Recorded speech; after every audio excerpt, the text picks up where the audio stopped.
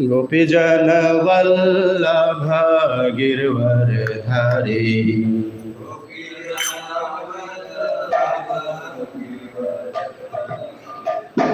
गोपीजन वल्लभ गिरवर धारी।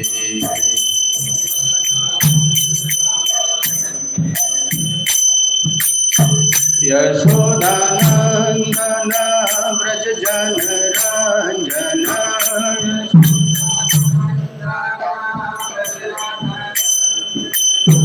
यशोदानंदन व्रज जन रंजन।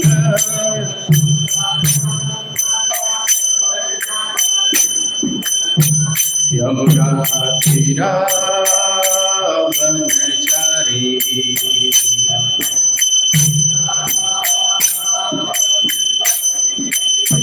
यमुना तीरा वनचारी।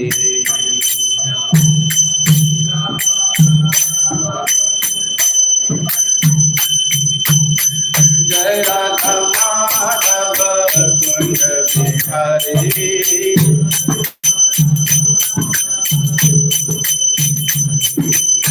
गोपीजन वल्लभ गिरवर धारी।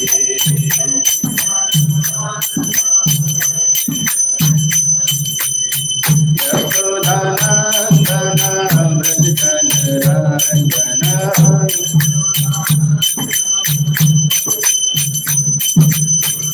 यमुना तीरा वनचारी।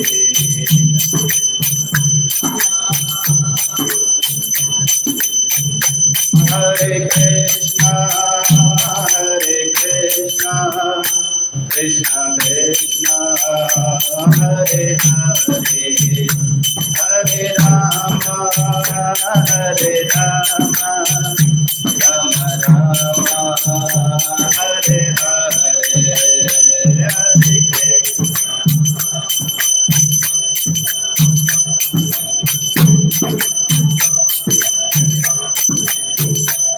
कृष्ण कृष्णा कृष्णा कृष्णा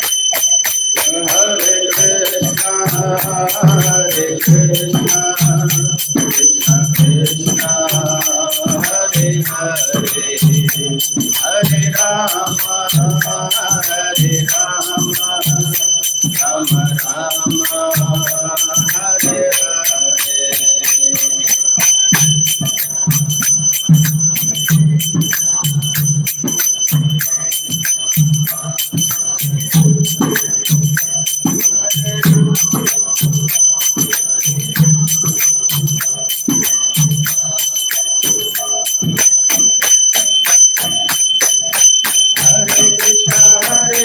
कृष्णा कृष्णा हरे हरे।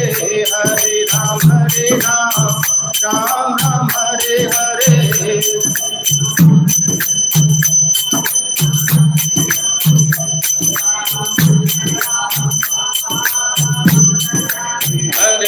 कृष्णा कृष्णा कृष्णा हरे हरे। हरे राम राम राम हरे हरे।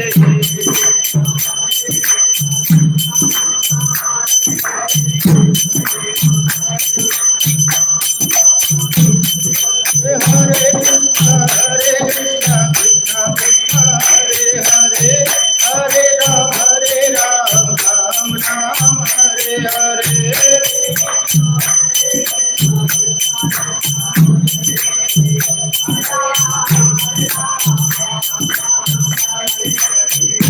कृष्णा कृष्णा कृष्णा हरे हरे। हरे राम राम राम हरे हरे। हरे कृष्णा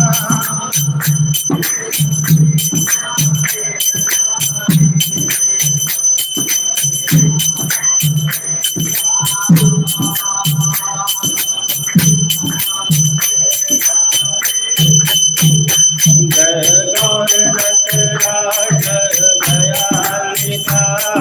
हर नटराज जय दया दिखाए।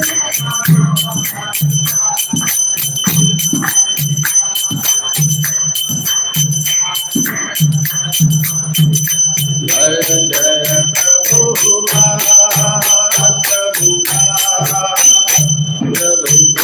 जय शिव भगवान।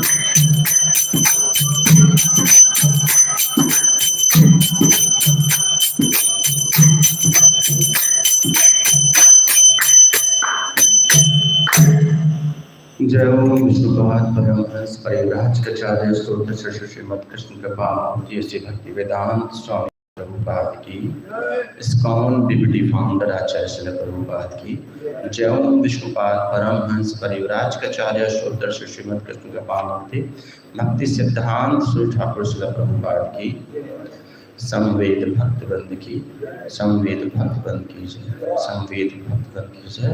श्री श्री गुरु अन गौरांग की जय। ओम नमो भगवते वासुदेवाय।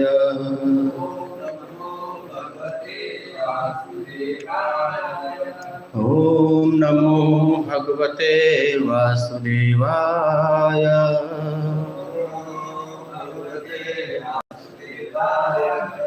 ओम नमो भगवते वासुदेवाय।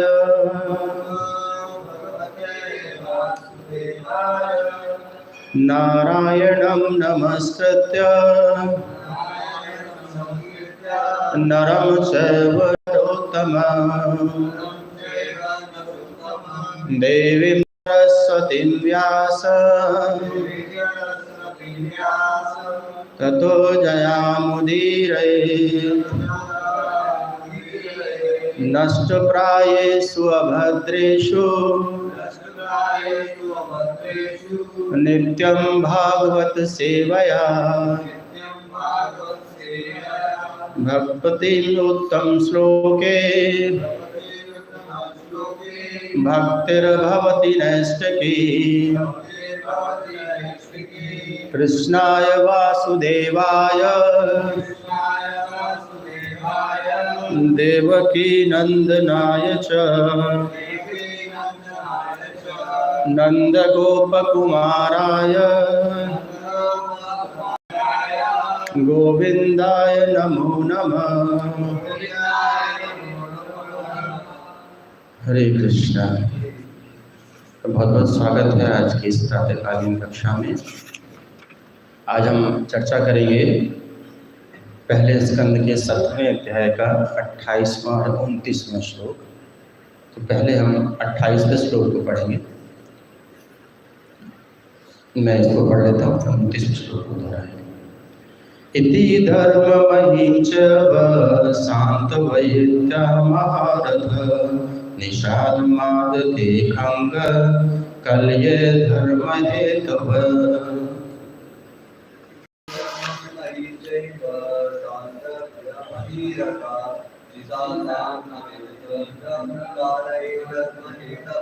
श्लोक संख्या 29 मेरे हाथ बढ़ाइए।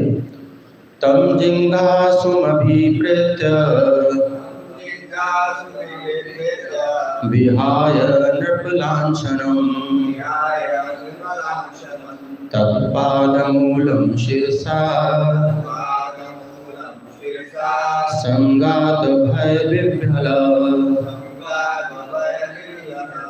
तम जिघ्रासुमभिप्रेत्य विहाय नृपलांछनम् तत्पादमूलं शिरसा संगात भय विह्वल। तम जिघांसुमभिप्रेत्य विहाय नृपलांछनम् तत्पादमूलं शिरसा संगात भय विह्वल। प्रभु जी। तम जिघांसुमभिप्रेत्य विहाय नृपलांछनम् तत्पादमूलं शिरसा संगादभयविह्वला।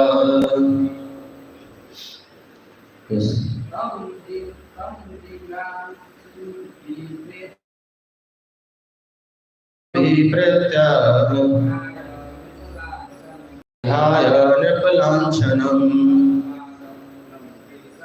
तत्पादमूलं शिरसा संगादभयविह्वला। तं जिघांसुमभिप्रेत्य विहाय नृपलांछनम् तत्पादमूलं शिरसा संगादभयविह्वला।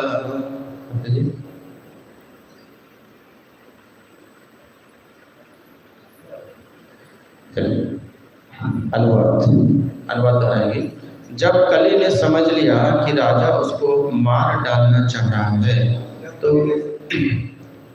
तो उसने तुरंत राजा का वेश त्याग दिया और भयभीत होकर अपना सिर झुकाकर पूर्ण रूप से उनके समक्ष आत्मसमर्पण कर दिया। तात्पर्य श्री प्रभुपाद के द्वारा। श्री प्रभुपाद की जय। कली का राजवेश नकली था। राजा या क्षत्रिय के लिए राजवेश उपयुक्त होता है, किंतु जब निम्न जाति का मनुष्य राजा का बनावटी वेश धारण कर लेता है तो महाराज परीक्षित जैसे प्रामाणिक क्षत्रिय की ललकार से उसकी असली पहचान प्रकट हो जाती है।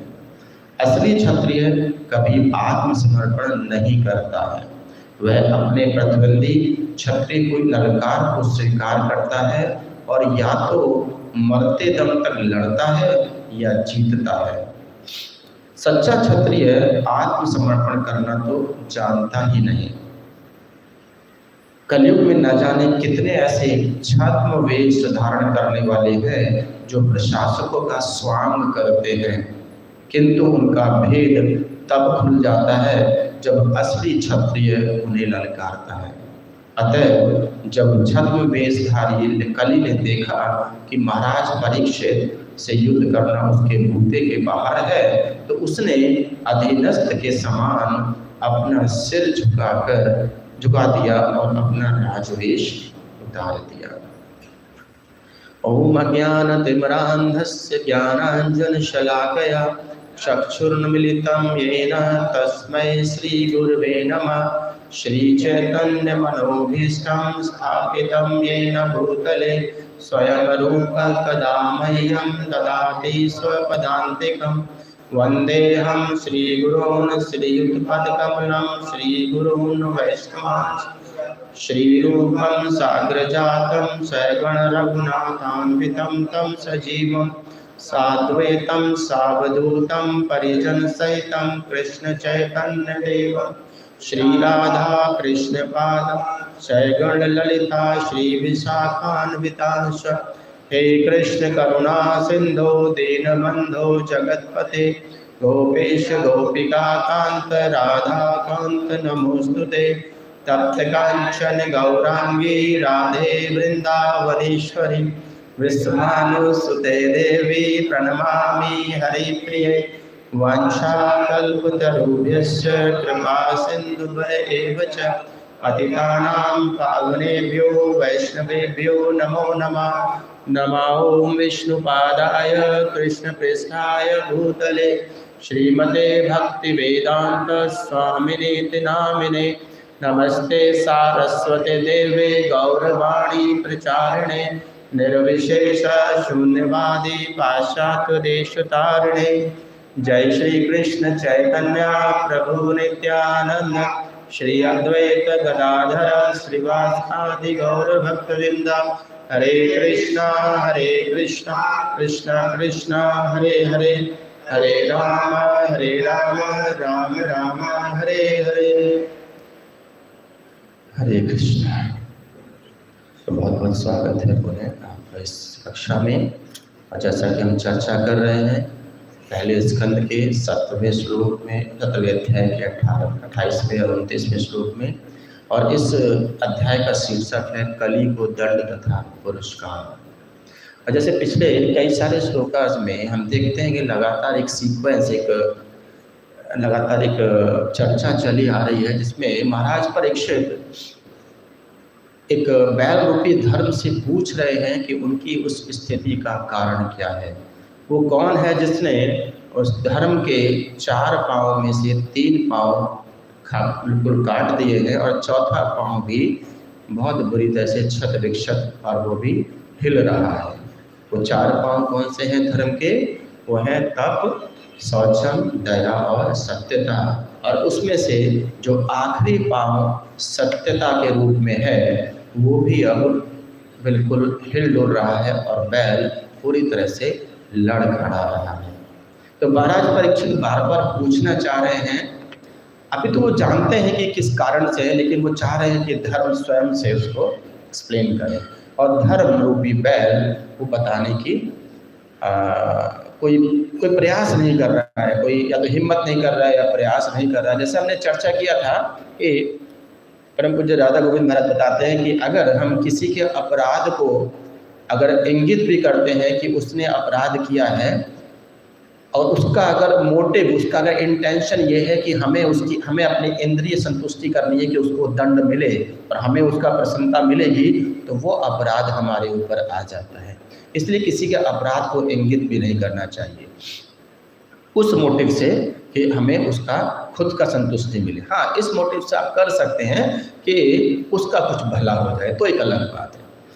तो यही इसी कारण से वो बताना नहीं चाह रहा है। लेकिन अल्टीमेटली महाराज परीक्षित जानते हैं और अब वो स्थिति आ गई है कि परीक्षित महाराज अब कली को दंड देने के लिए तैयार हैं। और यही हम इस श्लोकास में 28 में खास करके तात्पर्य में प्रभुपाद लिख रहे हैं। और अनुवाद में भी ये बताया गया है कि अब परीक्षित महाराज तैयार हैं कली को दंड देने की स्थिति में। और कैसे तैयार है बताया जा रहा है कि इस प्रकार एक साथ 1000 शत्रुओं से लड़ सकने वाले महाराज परीक्षित ने धर्म तथा पृथ्वी को सांत्वना दी और तब उन्होंने समस्त अधर्म के कारण साक्षात कली को मारने के लिए अपनी तेज तलवार निकाल ली। यानी कि अब तैयार थे महाराज परीक्षित उस कली को दंड देने के लिए। हालांकि महाराज परीक्षित जानते हैं कि कली को वो हरा सकते थे, महारथी हैं। देखिए यहाँ पर एक अभी इसमें बोला गया है कि महाराज परीक्षित माने कि महाराज परीक्षित महारथी थे। जानते हैं महारथी कौन होते हैं? महारथी उनको बोलते हैं जो एक साथ 1000 शत्रुओं से लड़ सकता हो। ऐसे बड़े बड़े जो महान राजा हुए उनके नाम के आगे महारथी लगाया जाता था। और एक राजा तो हमारे यहाँ ऐसे हुए, उनका नाम ही दशरथ पड़ गया था। जानते हैं दशरथ का मीनिंग क्या है? यानी एक महारथी जो 1000 से लड़ सकता है और 10 महारथी जो एक साथ 10,000 शत्रु से लड़ सकता है, वो ताकत थी दशरथ महाराज के अंदर। इसलिए उनको दशरथ बोला जाता था कि वो 10,000 शत्रुओं से एक साथ लड़ सकते थे, युद्ध कर सकते थे। तो ये पावर, ये बल हुआ करता था पहले राजा महाराजों में। तो ऐसे ही महाराज परीक्षित हैं, क्योंकि महाराज परीक्षित के बारे में ऐसा नहीं है कोई ऐसे कुछ बोल दिया हो कि महाराज परीक्षित ऐसे परिवार से, ऐसी परंपरा से आते हैं जो बहुत ही बलशाली और बहुत ही वीर पुरुषों की हुई है। जानते हैं महाराज परीक्षित के पिता का नाम? अभिमन्यु जो वीर गति को प्राप्त हुए।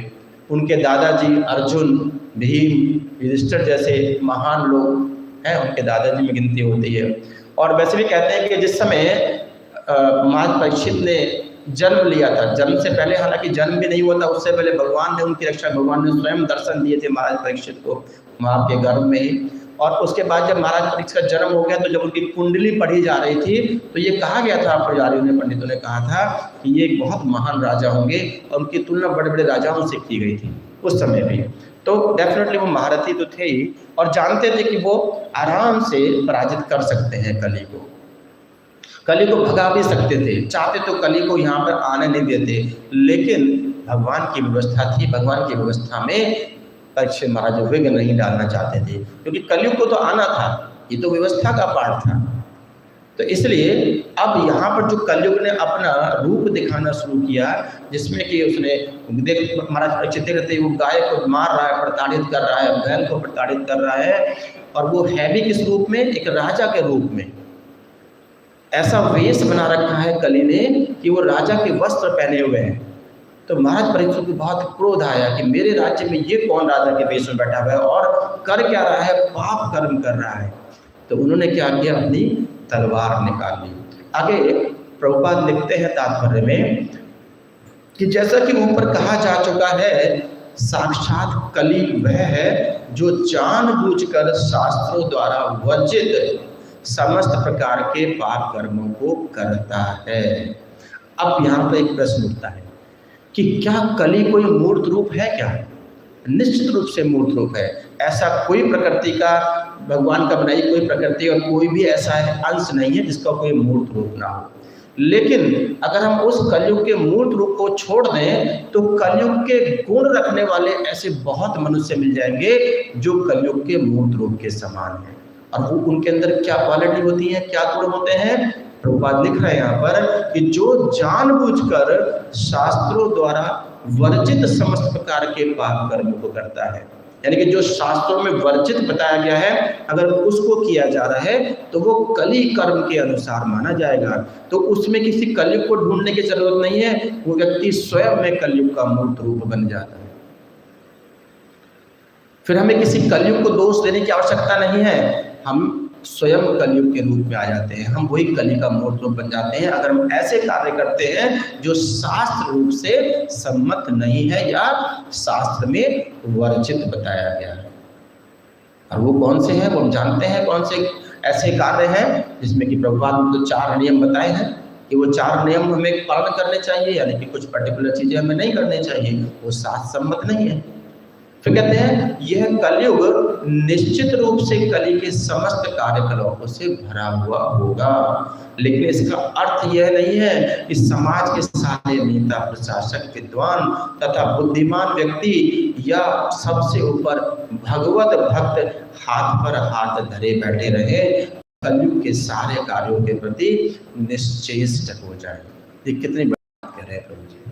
हम अक्सर हमारे अंदर एक हमारी प्रवृत्ति होती है कि कुछ हो जाए, अरे क्या करें प्रभु जी, कलयुग है, मतलब कुछ भी हो जाए कलयुग है प्रभु, क्या कर सकते हैं हम, कलयुग बहुत ताकतवर है।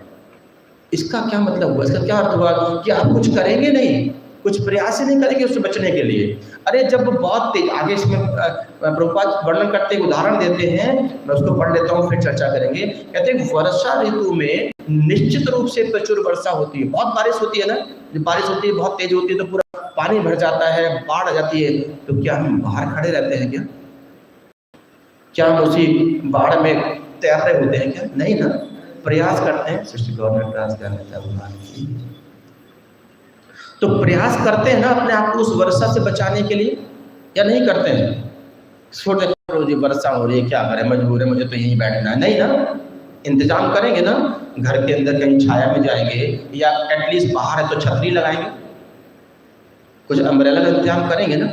ऐसा तो नहीं कि छोड़ देंगे ऐसे, अगर नहीं है तो अलग बात है, अदरवाइज प्रयास करते हैं कुछ ना कुछ ऐसी व्यवस्था ढूंढने का कि उस वर्षा से बचा जाए। तो ऐसे ही कलयुग के बारे में, अब कलयुग का प्रभाव आपके ऊपर आ रहा है, कलयुग से आप अफेक्टेड, और ये छोड़ के जी कलयुग है हम तो हरा ही नहीं सकते इसको, हमने कब कहा कि आप हरा पाएंगे, कलयुग बहुत ताकतवर है, किसने कहा आप हरा देंगे कलयुग को?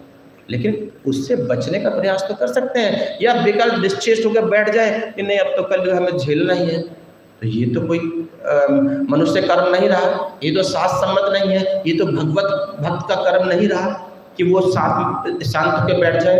तो क्या कहते हैं आगे कि राज्य के कार्यकारी अध्यक्षों तथा अन्यों का कर्तव्य है कि वे कली के कार्यकलापों के विरुद्ध या कली द्वारा प्रभावित पुरुषों के विरुद्ध आवश्यक कार्यवाही करें। प्रभुपाद स्पष्ट कह रहे हैं कि ये उनकी ड्यूटी, उनका कर्तव्य, किनका? जो राज सत्ता लेके बैठे हैं, जो राजा बने बैठे हैं, जिनके पास अधिकार हैं, ये उनका कर्तव्य है कि वो कली कर्मों को या कली जैसे कर्म करने वाले पुरुषों, व्यक्तियों को समाज से, राज्य से दूर करें, राज्य को उससे मुक्ति दिलाएं।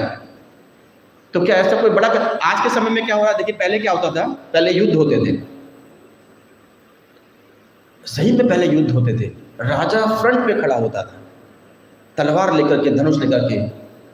आज के समय में क्या होता है, वो जो राजा है ना, वो 20 फीट नीचे गड्ढे में बैठा होगा बंकर बना करके, और वो उसका वार रूम होगा, वहां से कह रहा होगा हाँ भाई वहां रॉकेट छोड़ो, वहां रॉकेट छोड़ो। ये कौन सा राजा है भाई? इसलिए कहते हैं कलयुग जो है शूद्रों का युग है। यहाँ पे शूद्र राजा बन बैठा है, क्षत्रिय राजा नहीं है। क्षत्रिय तो क्षत्रिय आगे लिखते हैं इसमें कि क्षत्रिय तो वो है जो कभी सरेंडर नहीं करता, जो सामने आता है, फ्रंट पे आता है। और आज के समय में राजा कैसा है, जो पीछे बैठा रहता है। देख कितना बड़ा युद्ध हो रहा है पिछले 2 साल से यूक्रेन और रशिया के बीच में। क्या वो जेलेंस्की गया क्या लड़ने के लिए? क्या पुतिन गया क्या लड़ने के लिए? और कहते हैं राजा है, वो शासक है। क्यों? क्योंकि वो है तो शासक ठीक है, बट वो शूद्र रूप में है, शूद्र शासक है। क्षत्रिय शासक उसको नहीं बोला जा सकता। अरे क्या पहले युद्ध होता था सैनिकों के बीच में, आज बेचारी आम जनता मरती है। बेचारा कोई व्यक्ति बैठे हुए यूक्रेन में कहीं बैठे हुए नाश्ता कर रहा है, फटाक बम आग से गिरा उसके ऊपर, हो गया काम। ये युद्ध हो रहा है। बेचारा वो तो आराम से अपने ब्रेकफास्ट कर रहा था, ब्रेड बटर ले रहा था, मतलब थोड़ा शांति है, और आग से भाई कहाँ से एक बम आके गिरा, हाँ हो गया काम। ऐसा युद्ध है, तो नहीं कौन कहाँ से मार रहा है। पहले आमने सामने लड़ते थे, ताकत वो जज होती थी किसके अंदर कितनी ताकत है, आओ लड़ो आमने सामने। मल्ल युद्ध होता था, है ना, तलवारबाजी होती थी, तब दिखता था कौन ज़्यादा ताकतवर है। उसी को बोलते थे रथी महारथी। यहाँ क्या, यहाँ अब इसे क्या बोलेंगे भाई? पहले तो कहते 1000 से लड़ा तो लाखों से लड़ रहे हैं, तुम तो ये तो बड़े वाले हो गए क्या? बड़े वाले बिल्कुल नहीं हुए। ये सब शूद्र की स्थिति, ये सब वो स्थिति है जहाँ पे शूद्र शासक बन बैठे हैं। आगे कहते हैं कि महाराज परीक्षित राज्य के आदर्श कार्यकारी अध्यक्ष हैं। इसलिए महाराज परीक्षित क्या कहा जा रहा है कि आदर्श हैं, क्योंकि सामने जाकर स्वयं उस स्टेप को ले रहे हैं, स्वयं जाकर के उस कली को नष्ट का विनाश करने के लिए आतुर हैं। ये नहीं कि अपने सैनिकों को कह रहे हैं जाओ उसको हरा करके आओ, नहीं, स्वयं जाने के लिए तैयार है। क्यों कहते हैं? क्योंकि वे अपनी तेज तलवार से कली को मारने के लिए तुरंत तैयार हो गए।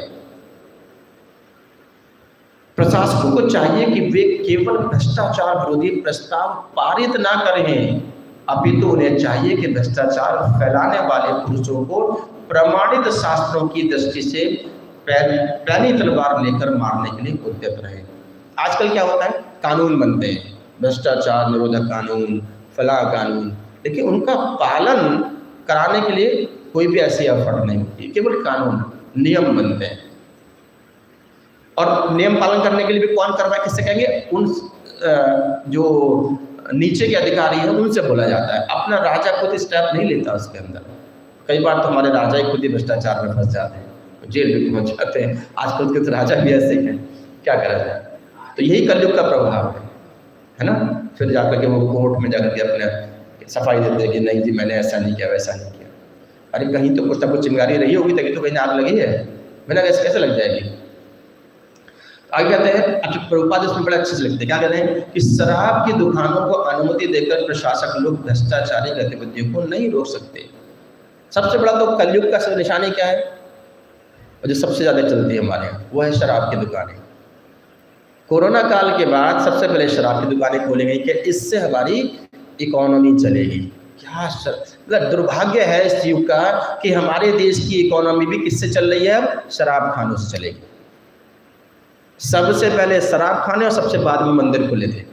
सबसे पहले मंदिर बंद हुए, सबसे बाद में शराब खाने बंद हुए थे कोरोना टाइम में। और क्या बात है, कभी मंदिर का प्रसाद घर पहुंचा है क्या?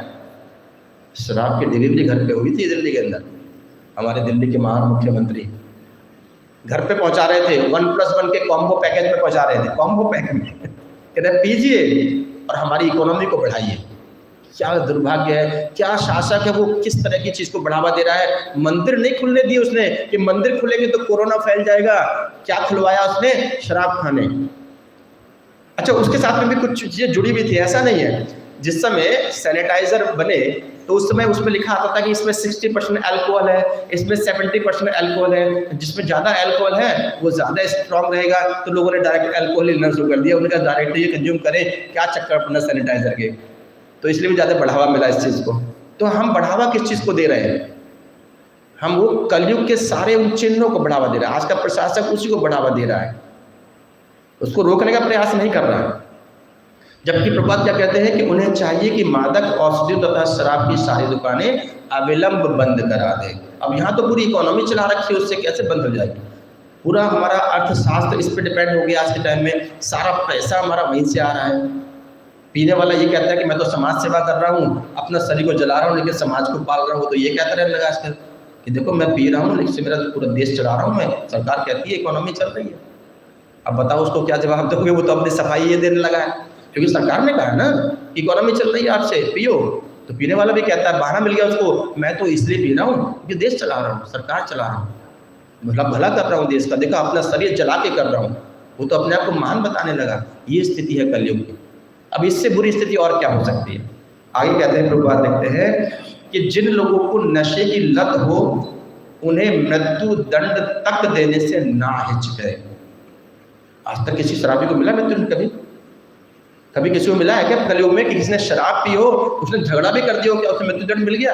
कभी नहीं। उसे तो पुरस्कार देके बाहर निकालते हैं, कहते हैं यार अरे छोड़ो नशे में था भाई। अरे मतलब नशे में था तो उसको एक्सक्यूज मिल गया, वो छोड़ देते हैं, कह रहे यार नशे में था, अभी होश में तब बात करेंगे इससे। ये स्थिति है नशे वाले को, तो और उसको एडवांटेज मिल जाता है छूट देने का, कह रहे यार नशे में तो गलती हो गई। क्या कहते हैं आगे प्रभुपाद कि कली के कार्यकलापों को बंद करने का यही उपाय है। क्या उपाय है? कि पहले इन कली के चिन्हों को बंद किया जाए और उस कली के रूप को, जो कली के चिन्हों को यूज कर रहा है, उसको मृत्यु दंड तक दिया जाना चाहिए। और कहते हैं कि जैसा कि यहाँ पर महारथी परीक्षित ने प्रदर्शित किया, वो तैयार हो गए कली को मारने के लिए। ऐसा हमारे राजा को भी करना चाहिए। देखिए आजकल जब बात करते हैं ना, अगर हम देखें सही में तो आज के समय में इतने सारी चीज़ें हैं हमारे आसपास कि हम इतने दुर्भाग्य में जी रहे हैं। कोई भी चीज़ शास्त्र सम्मत हम कर नहीं रहे हैं, सब कुछ शास्त्र के विरुद्ध। आजकल हमें क्या दिया जाता है? आजकल हमें बच्चों को ज्ञान नहीं दे रहे हैं। आजकल ज्ञान की जगह पे क्या दे रहे हैं लोग? ज्ञान की जगह पे विज्ञान दे रहे हैं, मतलब ज्ञान के विपरीत ज्ञान जिसे बोलते हैं विज्ञान। और हम उसको, जो आज का मनुष्य है वो विज्ञान को सर्वश्रेष्ठ मान रहा है। अरे उसका मीनिंग ही ज्ञान के विपरीत है, उसके पहले वी लगा है, यानी कि विपरीत ज्ञान है। जो शास्त्र के विपरीत ज्ञान है उसमें कहाँ से ज्ञान मिलने वाला है? लेकिन सब उसी में लगे हुए हैं, कहते हैं हमारे तो ये तो वैज्ञानिक है। प्रभुपाद कहते थे वैज्ञानिक तो सबसे बड़ा मूर्ख है इस समाज का। और स्कूल कॉलेजों कहते थे प्रभुपाद जो कत्ल खाने हैं, इसमें कत्ल हो रहा है आत्मा का, इसमें आत्मा कत्ल किया जा रहा है। ये स्कूल नहीं है, ज्ञान नहीं, ये विज्ञान फैला रहे हैं। विज्ञान मतलब ज्ञान के विरुद्ध ज्ञान दे रहे हैं। ऐसे स्कूल कॉलेज बंद कर देने चाहिए। वरना बताइए कौन सा वैज्ञानिक ऐसा उसने कोई ऐसी एक चीज बनाई हो जिससे सही में उत्पत्ति हुई हो कुछ? केवल विनाश होता है। एक बता दीजिए एक भी ऐसी डिस्कवरी जिससे उत्पत्ति हो रही हो। उत्पत्ति सिर्फ भगवान कर सकते हैं, इंसान सिर्फ विनाश कर सकता है। और इसीलिए उस विनाश के ज्ञान को ही विज्ञान बोला जाता है। विनाश के ज्ञान को ही विज्ञान कहा गया है। ज्ञान को लेने के अलावा हम विज्ञान में लगे हुए हैं और बड़े प्रसन्न हो रहे हैं। बच्चों को पूरी तरह प्रमोट करते हैं, बेटा ये पढ़ो, फिजिक्स, केमिस्ट्री, बायोलॉजी, क्या क्या फला। कभी नहीं कहेंगे कि आत्मा के ज्ञान को पढ़ लीजिए, क्योंकि कलयुग कभी नहीं चाहता कि ज्ञान लोगों को मिले, विज्ञान में लगे रहे। आगे कहते हैं 29वें श्लोक में कि जब कली ने समझ लिया कि राजा उसको मार डालना चाह रहा है। राजा जानते थे कि राजा जो परीक्षित सामने खड़े हैं वो उतने कैपेबल हैं कि मुझे मार डालेंगे, और मार डालने की इच्छा भी उनकी हो गई है। तब उसने तुरंत क्या कहा? तुरंत राजा का वेश त्याग लिया, तुरंत उसने कपड़े उतार दिए। कपड़े उतार के ये थी कि वो मतलब कोई नंगा उंगा हो गया, कहने का मतलब है कि उसने सिंबॉलिकली अपने आप को सरेंडर कर दिया, वेश त्याग दिया और भयभीत होकर अपना सिर झुकाकर पूर्ण रूप से उनके समक्ष आत्मसमर्पण कर दिया। अब वो क्षत्रिय कहाँ से हो गया? राजा कहाँ से बन गया? यहाँ पे लिखा है प्रभुपाद तात्पर्य में कहते हैं कि कली का राजवेश नकली था, क्योंकि कहते हैं राजा या क्षत्रिय के लिए राजवेश उपयुक्त होता है, किंतु निम्न जाति का मनुष्य राजा का बनावटी वेश धारण कर लेता है। आज के टाइम में व्यवस्था, पहले क्या होता था कि राजा बनते थे तो वो एक परंपरा में होते थे, एक परिवार से होते थे, उनको राजा बनाया नहीं जाता था। वो राजा नेचुरल होते थे और उनके अंदर वो गुण होते थे, उनको केवल उसके लिए ट्रेन किया जाता था। आज के टाइम में राजा कैसे बनते हैं? कुछ भी हो जाए, पैरों में पड़ के बस वोट दे दो, वोट से राजा बनना है। वो वोट की पॉलिटिक्स शुरू हो गई है, एक डिफरेंट व्यवस्था हो गई है। पता नहीं कौन कौन राजा बना बैठा है, उसको पता ही नहीं कि क्षत्रिय का मतलब क्या है। शूद्र गद्दी पर बैठ गए हैं और फिर वो राजा का बनावटी भेष बन के राजा बनने का प्रयास करते हैं। और यही कारण होता है कि जब जब कोई समस्या आती है, जब जब ऐसा कोई सामने संकट आता है, तो वो सरेंडर हो जाते हैं। और यही कारण है कि जब क्षत्रिय सामने खड़ा होता है तो उसके सामने वो टिक नहीं पाते हैं।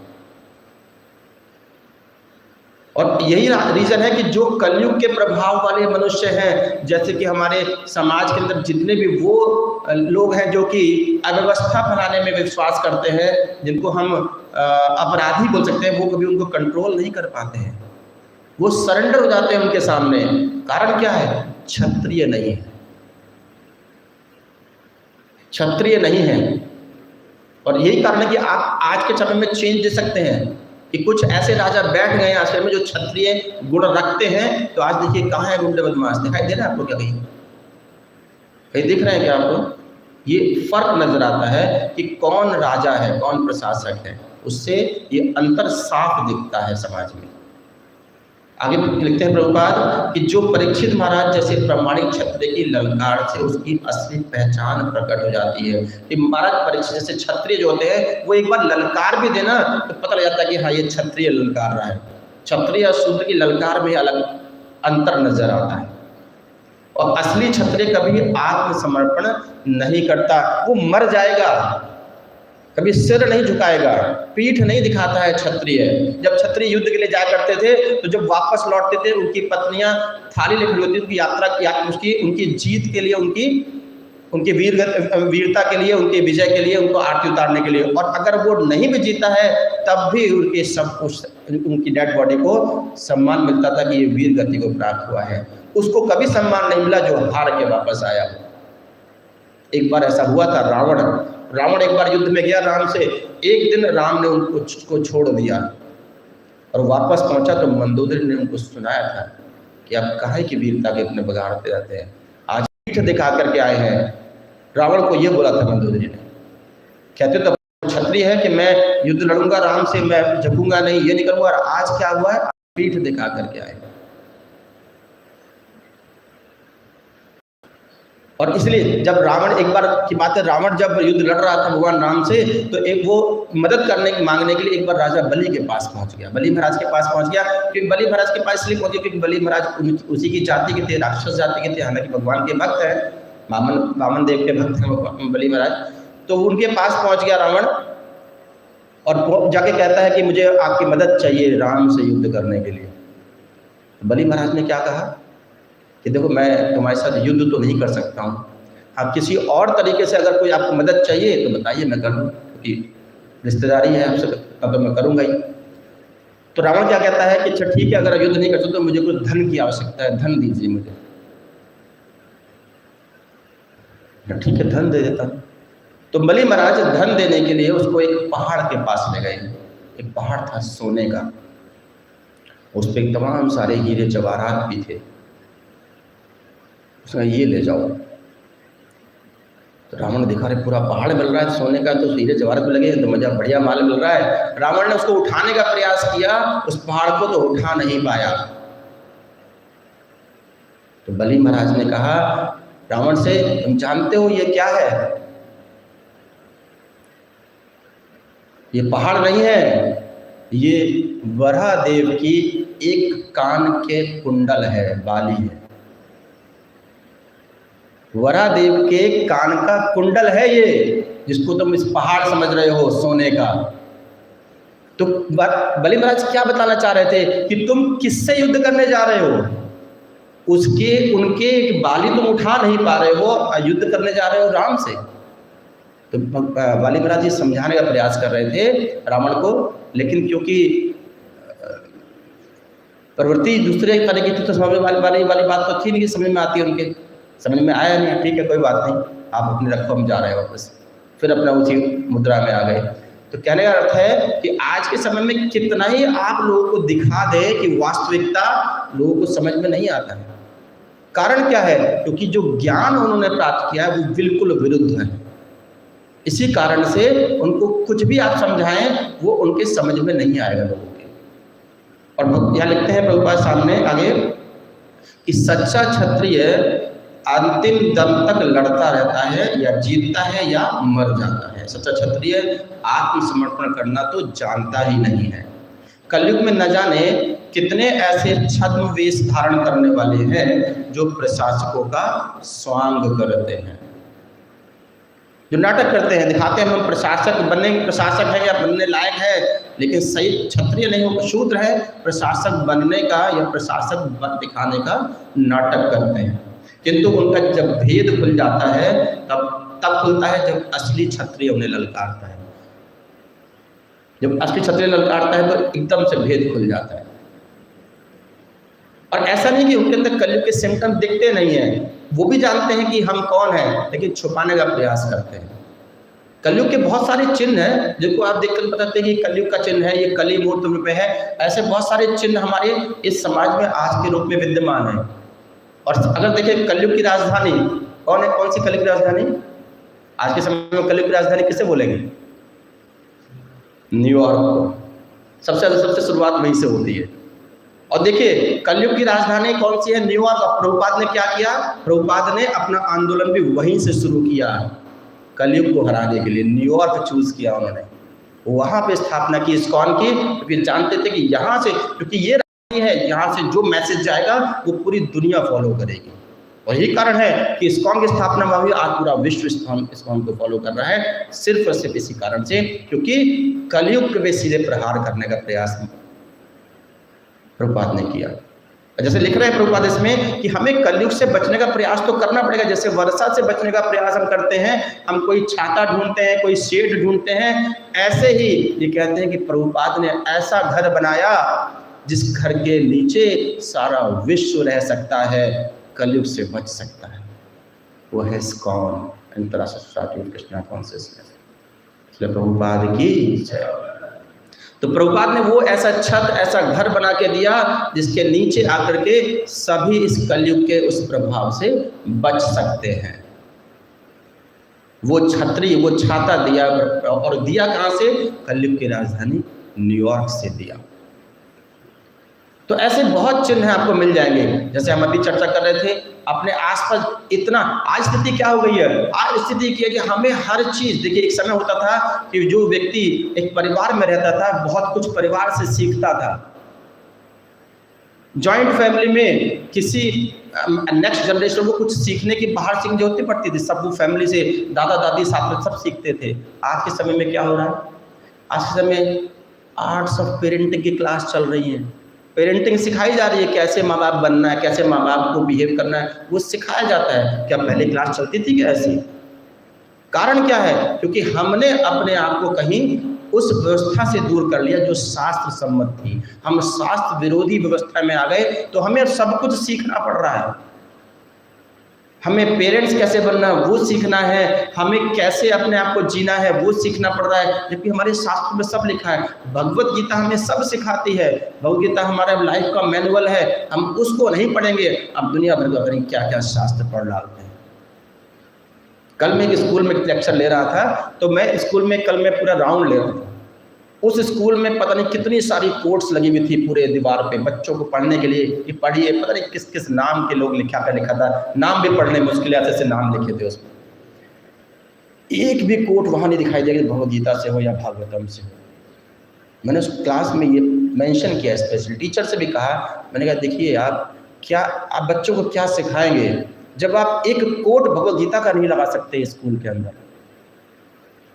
एक भी वहाँ पे स्टेटमेंट वो किसी भी शास्त्र से नहीं था, किसी वेद से नहीं था। पता नहीं फला फला डिब्बा, अल्बर्ट आइंस्टाइन, शेक्सपियर, किस किस के लिखे वहाँ पर लिखे हुए थे। ये बन गए आज के हमारे टाइम के विद्वान लोग। विद्वान इनको बोला जाता है। क्यों विद्वान बोला जाता है? क्योंकि वो ज्ञानी है। किसमें ज्ञानी है? विज्ञान के ज्ञानी है। उस ज्ञान के विरुद्ध जो ज्ञान है उसके वो ज्ञानी है, विद्वान है, इसलिए उनकी कोर्स लगा जाती है। अब कलयुग यही चाहता है कि ऐसा ही ज्ञान लगातार वितरित होता रहे और लगातार मेरा प्रभाव बढ़ता रहे। महाराज परीक्षित ने केवल 4 जगह स्थान दिया था कलयुग को, कि 4 जगह। उन्होंने क्यों दिया 4 जगह? उन्हें पता था कि मेरे राज्य में वो 4 जगह भी मिलना मुश्किल है। इसको मुश्किल है, ढूंढना नहीं मिलेगा, क्योंकि कहाँ पाप कर्म होगा, कहाँ मांसाहार हो रहा होगा, कहाँ अवैध स्त्री संग हो रहा होगा, ढूंढना मुश्किल होगा। इसको पता ही अपना आप भाग जाएगा। उन्हें क्या पता था कि पूरे समाज में वही 4 व्यवस्थाएं फैला देगा। धीरे धीरे धीरे करके वो 4 व्यवस्थाएं साथ में फैल गई। अब कलयुग को ढूंढने की आवश्यकता नहीं है। स्थान की कहाँ रहना है? जगह जगह, हर जगह, हमारे शरीर के हर अंग पे कलयुग विराजमान है। शुरू में कहाँ बैठा था वो कलयुग? महाराज परीक्षित के मुकुट में जाके बैठ गए, क्योंकि सोने का मुकुट था। महाराज ने कहा था सोने में जाके बैठ जाना। सोने में मुकुट महाराज परीक्षित के कलयुग सिर पे जाके बैठ गया। और हुआ क्या नतीजा उसका? क्या नतीजा हुआ? महाराज परीक्षित को उसका नतीजा झेलना पड़ा। जब कलयुग सिर पे जाके बैठ गया तो महाराज परीक्षित से वो अपराध हो गया जो कि उनकी मृत्यु का कारण बना। वरना महाराज परीक्षित जैसा ज्ञानी क्या वो ऐसा अपराध करते कि किसी के गले में मला भरा हुआ सर्प डाल देते? वो सर्प सिर्फ और सिर्फ कलयुग का प्रभाव था। जो कलयुग सिर पे बैठा था मुकुट के अंदर, उसका प्रभाव था कि महाराज परीक्षित से विद्वान व्यक्ति ने भी ऐसा अपराध कर दिया जो उनकी मृत्यु का कारण मिला। उन्हें श्राप झेलना पड़ा। हालांकि व्यवस्था थी भगवान की, ठीक है, जो भी रही, उसमें उनका कुछ उद्धार ही हुआ। और कुछ उद्धार उनके माध्यम से आज हम बद्ध जीवों का हो रहा है कि आज भागवतम उनको पढ़ने का और सुनने का अवसर मिलता है। लेकिन सही में देखा जाए तो वो समय कलयुग का प्रभाव था।